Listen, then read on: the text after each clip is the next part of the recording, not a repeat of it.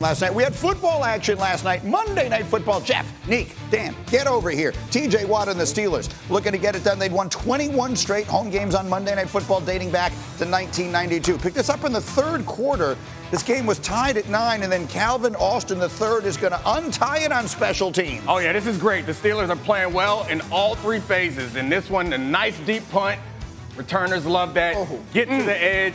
Set up your blocks right here at the end and score 6 right there. Set them up, back out to the edge. Flag was on the kicking team. You pick that up, and they go 73 yards for Austin. Steelers take a 16-9 lead. They would not look back.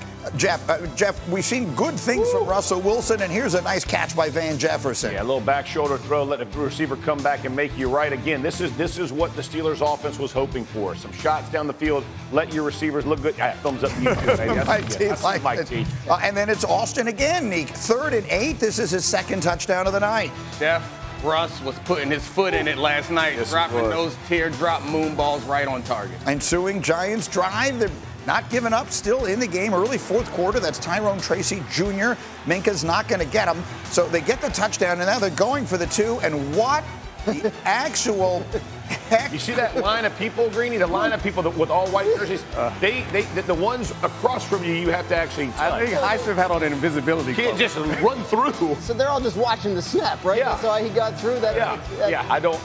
Not the best plan. Somewhere Matt Eberflus was saying, at least we didn't do that. I crossed that off the sheet. That's the worst play of the year. All right, 3rd and 7 now, 3 minutes to go. TJ Watt, one of his 2 sacks on the night. That's a sack, it's a strip, it's a fumble.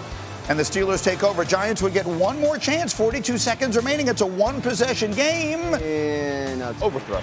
Beanie Bishop Jr. The magnet. Tips and overthrows. Gotta have them. And gotta get those. And Beanie with a second straight week with a big pick. Russell Wilson plays well. Steelers get to 6-2. We got great confidence. We haven't done anything yet.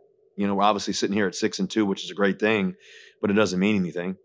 Doesn't mean anything. When we look back at it all, we got to be making sure that we're staying focused on the next task, because we got a surge ahead of us that we got to go get, and there's a lot of great games ahead of us, and we're not going to shy away from them.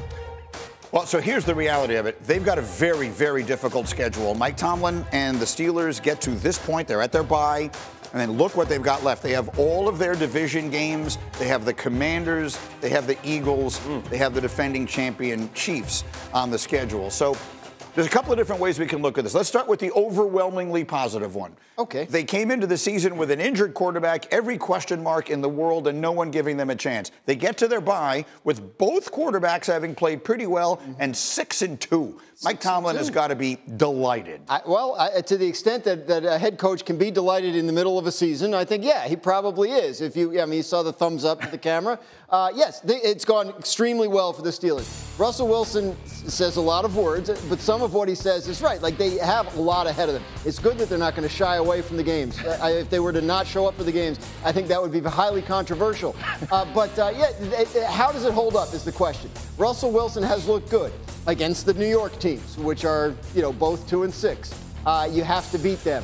What happens if the pocket starts collapsing too much? Does he go off script? Does he do the kinds of things that made his coaches nuts in Denver the last couple of years, and the last year or so he was in Seattle? Like, we have to see this against adversity. But, Greeny, you are absolutely correct. To be sitting at 6-2 in first place, what are they, the 2 or 3 seed in the AFC right now if it started today?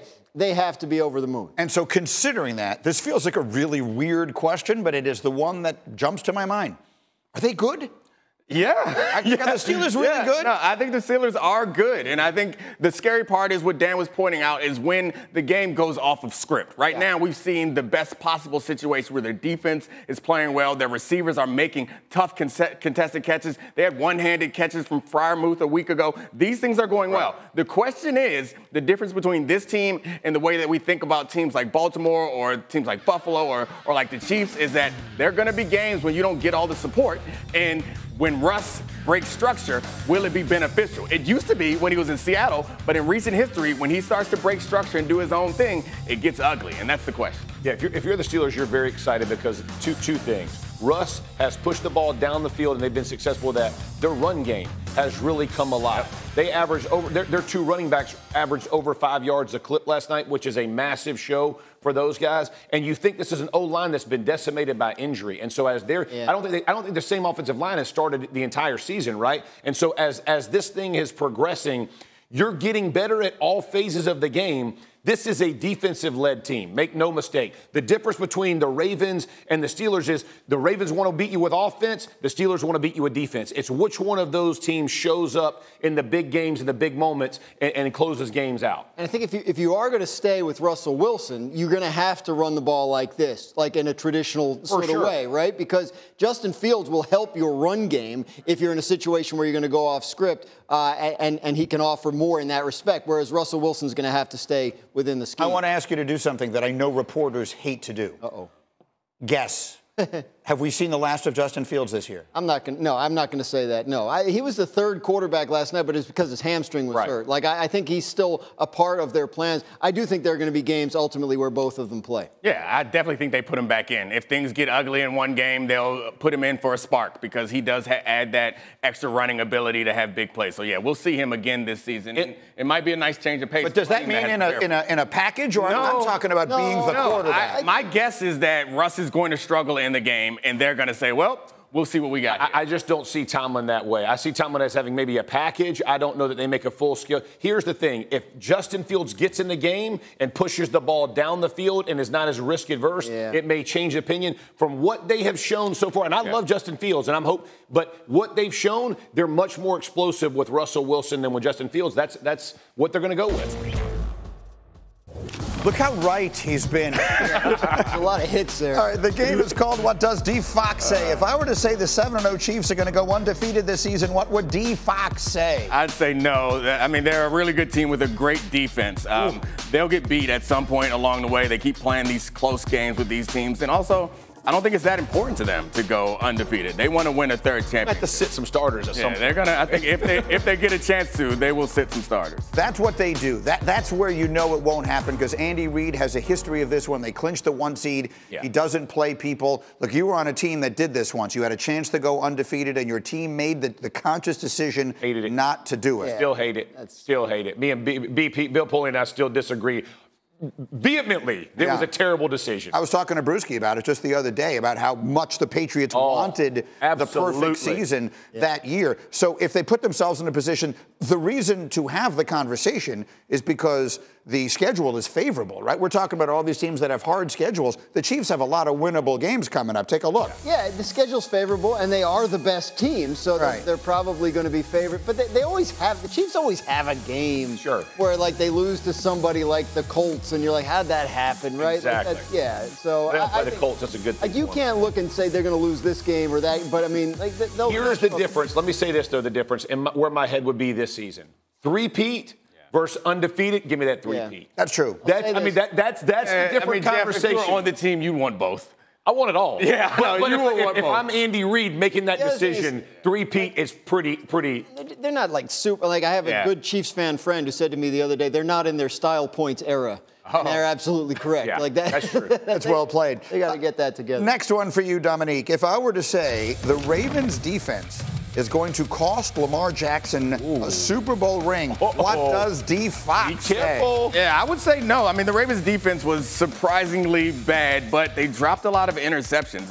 Their issue has been giving up big plays and sometimes blown coverages. They didn't have the blown coverage concerns. They just got beat and dropped possible interceptions. So I think Lamar Jackson in this second year in this offense is good enough to overcome some of the defensive woes. Wow. Is their defense good enough, Jeff, to win a Super Bowl? I don't think so.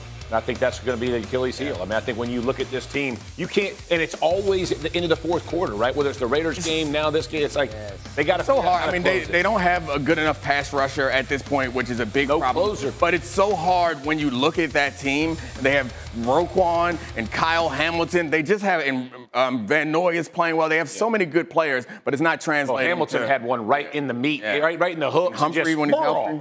It's an interesting defense of a defense to say, well, they drop interceptions. They're just supposed to catch them, right? Like that. Anyway, no, the new coordinator, right, Zach Orr, who they're very high on. He's a young coach that they've trained and they think will be very, very good. But it's fair to expect from, Mike McDonald was a great defensive coordinator, now coaching the Seahawks. Fair to expect that there'll be some adjustment period, and I think they're having that. Closers on defense matter. It's what we talk about in Detroit. We're talking about that pass rush closer is a must. That was the biggest thing last year. They were able to generate pass rush with scheme, even if they didn't necessarily have the elite guys. That's right. And this year they haven't been able to figure out how to do that. Their closers on offense, he's the running back. His name is Derrick Henry. He's the Mariano Rivera of football. All right, one more for you, Nick. Here we go. If I were to say Josh Allen is the MVP of the league, what does D. Fox say? I'd say he's really good, but I think no, it's Jayden Daniels. I think I might surprise you with this. If you look at Jayden Daniels' stats next to all the top quarterbacks, he compares favorably. But if you look at what we expected from that team, and that's an argument for value. Yeah. You look at what the receivers that he has, the O-line that he has, the defense that he has, a coach that none of us believed in coordinator or head coach, and right now they're leading their division, and there's no argument for any reason why this cursed franchise is playing well other than this man showed up. And if that's not the MVP of the league, I know he's a rookie. I know we can give him Rookie of the Year and not put him in this conversation, but it's hard to make an argument for anybody else that's been more important to a franchise than Jayden Daniels has been this season. What do you think of that? I agree. I mean, listen, you're having this conversation about a guy who is playing well above expectations, and his offensive line has played well. His receivers are making plays for him, but it all starts at that position. And how many runs did he make this past week against the Bears to extend drives? And this guy's playing with bad ribs. And he's still all week. Yeah, and he's still willing to go take those things. What he does with the football has been special this season. You just got to carry it all the way out through the season. He's a rookie, but he's not playing like a rookie, and B, they are not treating him like a rookie and have not at any point this season. This offense has run through him. Yes. They have given him all the responsibility that you would give a 10-year veteran quarterback, and he has delivered. This is, I believe, the great story of the year in the NFL right now. And he has those MVP moment, Heisman-type moments on prime-time situation, not just the Hail Mary, the zero blitz touchdown pass against the Bengals. I know it sounds absurd to consider a rookie for MVP, but you can't argue that he's meant more to the franchise than anybody else. Poise and confidence and leadership well beyond his years and experience level, and they love him. I mean, they are absolutely in love with him in that town, in that building. Oh, yeah. What's not to love? That was his first Hail Mary thing, too. That's pretty awesome.